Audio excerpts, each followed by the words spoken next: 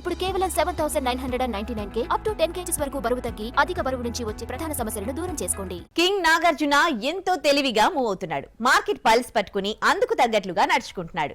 Solo హీరోగా కంటే special roles తోనే ఎక్కువ క్రేజ్ తెచ్చుకుంటున్నాడు. తాజాగా ఏ పెద్ద ప్రాజెక్ట్ లో నాకు స్పెషల్ రోల్ ఎంపికయ్యాడు? కింగ్ నాగార్జున చేసిన స్పెషల్ రోల్స్ ఎప్పుడు వర్కౌట్ అవుతూ ఉంటాయి. ఆ మాటకొస్తే ఆయా సినిమాలు ఆదరణకు నోచుకుంటూ ఉంటాయి. ఆ మధ్య బ్రహ్మాస్త్రలో అనీష్ శెట్టి పాత్ర వేసి నంది అస్త్రాన్ని ప్రయోగిస్తూ బాలీవుడ్ ఆడియన్స్ కు చేరువయ్యాడు. అలాగే ధనుష్, శేఖర్ కమల ప్రాజెక్ట్ కుబేరాలో కూడా సరికొత్తగా కనిపించబోతున్నాడు. అయితే అలా కనిపించే పాత్ర ఏంటనే దానిపై క్లారిటీ ఇవ్వలేదు.